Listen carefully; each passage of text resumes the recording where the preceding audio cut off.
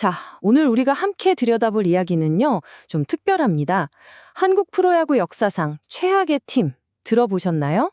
바로 그 팀에 대한 소설인데요. 근데 신기한 건 이 끝도 없는 패배의 기록 속에서 우리가 아주 깊고 단단한 삶의 지혜를 발견하게 된다는 겁니다. 이 질문 어떠세요? 당신의 소속이 당신의 인생을 결정하나요? 사실 우리는 뭐랄까 좋은 대학, 좋은 직장, 높은 사회적 지위 이런 게 곧 내 가치를 증명한다는 보이지 않는 압박 속에서 살고 있잖아요. 그쵸? 꼭 드라마 스카이캐슬의 세계처럼 말이에요. 내가 어디에 속해 있느냐가 그 사람의 모든 걸 결정해버리는 듯한 그런 사회 분위기 말이죠. 바로 이런 숨막히는 감정. 이걸 박민규 작가의 소설 산미 슈퍼스타즈의 마지막 팬클럽이 정확하게 파고듭니다. 이 소설은 소속이라는 꼬리표가 어떻게 한 사람의 정체성이 되고 또 인생의 성공과 실패를 가르는 잣대가 되어버렸는지 우리 사회의 단면에 아주 날카로운 질문을 던지고 있어요. 이 소설이 정면으로 비판하는 게 바로 엘리트주의라는 건데요.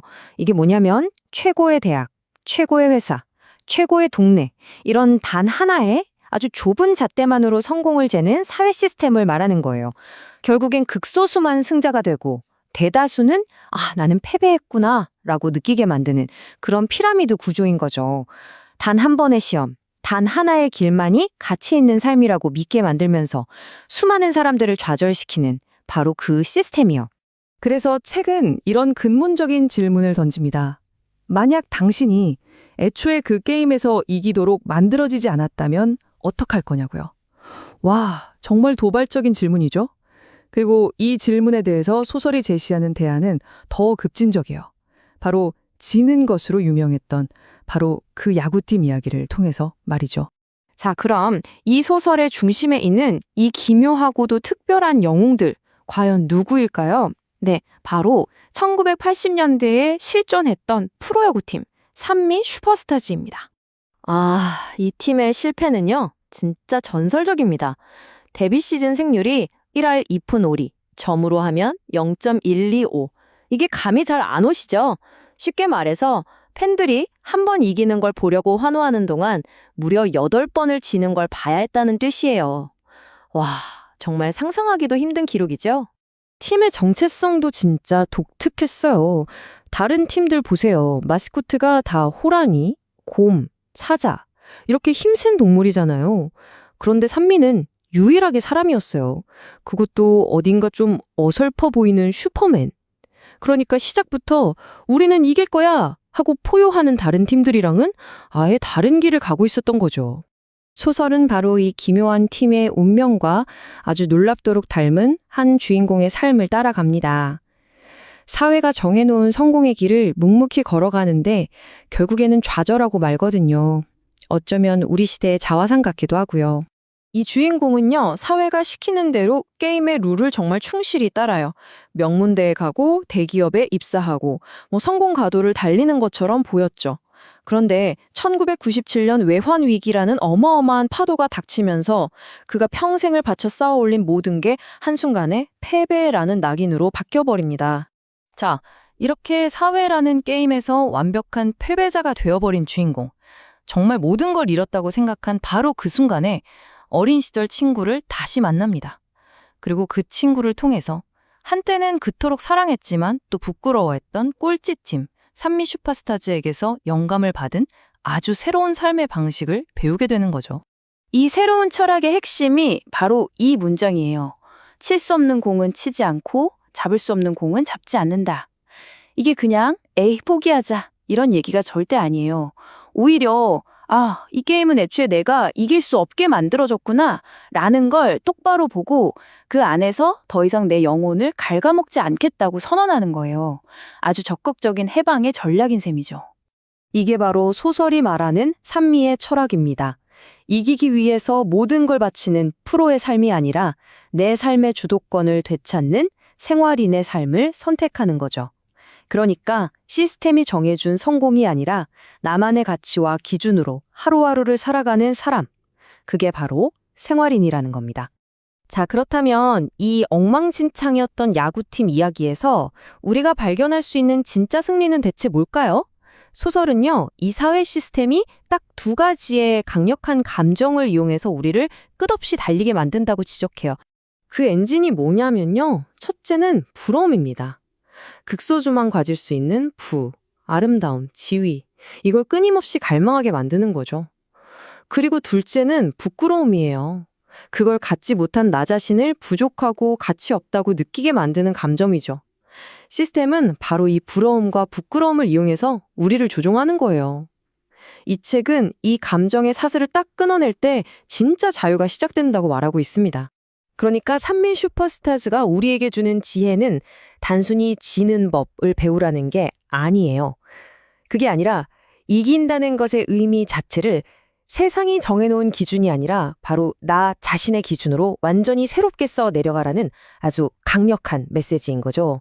결국 이 이야기는 우리 모두에게 이런 강력한 질문에 남깁니다. 당신은 어떤 이길 수 없는 게임을 그만두기로 선택했나요? 어쩌면 우리도 모르는 사이에 이길 수 없는 게임에 너무 많은 시간과 에너지를 쏟고 있는 건 아닐까요? 이 질문을 스스로에게 던져보는 것만으로도 우리는 각자 자신만의 훨씬 더 자유롭고 의미 있는 길을 찾아낼 수 있을지도 모릅니다.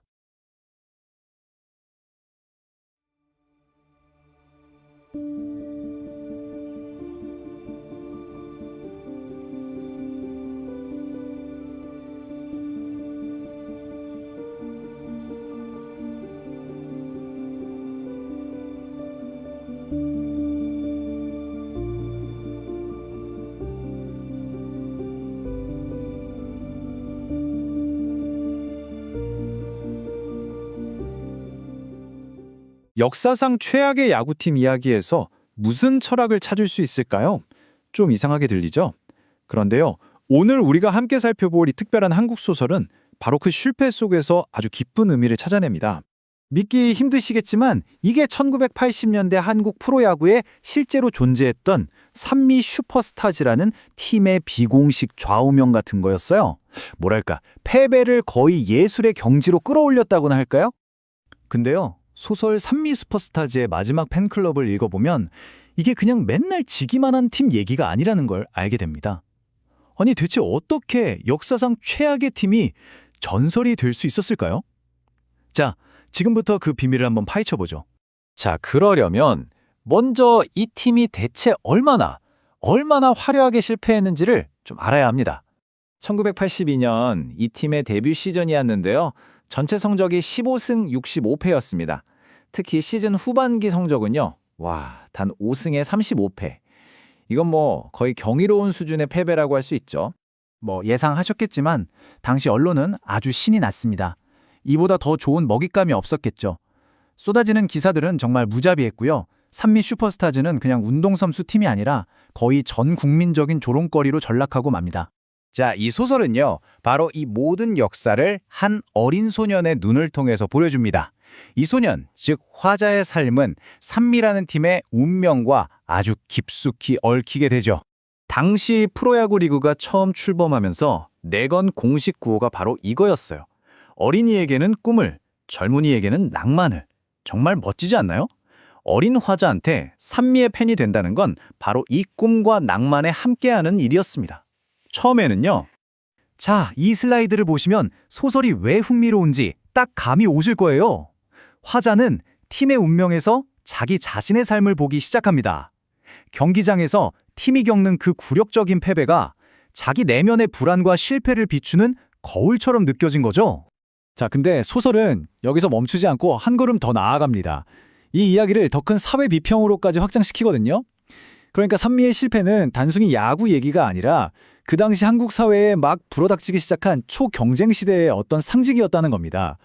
1980년대 갑자기 프로라는 단어가 모든 걸 설명하는 마법의 단어가 됩니다. 이게 더 이상 스포츠만의 얘기가 아니었어요. 이 새로운 프로 정신은 사회 전체를 그야말로 바꿔놨습니다. 강한 자만이 살아남는다. 약육강식이다. 성공하려면 무자비해야 한다. 이런 생각들이요.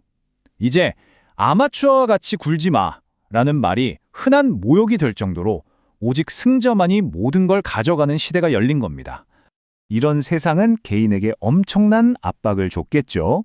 소설은 이 압박의 핵심을 아주 한국적인, 정말 날카로운 한 단어로 딱 짚어냅니다. 네, 바로 소속이라는 개념입니다. 이게 뭐냐면 당신이 어떤 사람이냐 그 자체보다 당신이 어느 집단에 속해 있느냐가 당신의 가치를 결정하는 시대가 왔다는 뜻이에요. 그리고 이 표를 보면 그 현실이 정말 적나라하게 드러나죠. 화자는 깨닫는 거예요. 아, 내가 산미 슈퍼스타즈 점포를 입는 순간 나는 평범한 인생이라는 꼬리표가 붙는구나. 내가 속한 팀, 내가 다니는 학교, 회사가 곧 내 운명이 되어버리는 그런 소속의 시대였던 거죠. 그런데 말입니다. 소설은 마지막에 정말 놀라운 반전을 하나 던져요. 만약에 산미가 그냥 지고만 있었던 게 아니라면? 어쩌면 우리와는 전혀 다른 규칙으로 다른 게임을 하고 있었던 거라면 어떨까요? 소설 막바지에 이제 어른이 된 화자의 친구가 이 모든 걸 뒤집는 아주 급진적인 이론을 하나 내놓습니다. 산미의 목표는 처음부터 우승 트로피 같은 게 아니었다는 거죠. 그 친구의 주장은 이겁니다. 산미의 야구는 승패를 뛰어넘는 일종의 야구를 통한 자기 수양이었다는 거예요. 그리고 그들은 자신들이 뭘 하고 있는지 정확히 알고 있었다는 거죠. 바로 이 말, 잡을 수 있는 공을 잡지 않고 칠 수 있는 공을 치지 않는 것. 이게 그들의 야구였다는 겁니다. 다시 말해서 프로가 되는데 실패한 게 아니라 승리만을 최고로 치는 그 프로의 세계 자체를 거부하는 아주 의식적인 선택이었다는 해석이에요. 그러니까 이기기 위한 경기, 그 초경쟁 사회의 규칙을 따르길 거부한 거죠. 그렇게 함으로써 승패라는 잣대로는 절대 잴 수 없는 전혀 다른 삶의 방식을 온몸으로 보여준 셈입니다. 결국 이 소설은 정말 우스꽝스러울 정도로 못했던 한 야구팀을 성공에만 집착하는 세상에 맞서는 조용한 저항의 상징으로 완전히 탈바꿈시킵니다. 그리고 메시지를 던지죠. 자신만의 게임을 하는 것, 그것이야말로 진짜 승리라고요. 그리고 소설은 우리에게 이런 질문을 남깁니다. 오직 승자만을 기약하는 이 세상에서 아름다운 패배의 가치는 대체 뭘까요? 이 질문을 곱씹어 보시면서 오늘 이야기는 여기서 마치도록 하겠습니다. 함께 해주셔서 정말 감사합니다.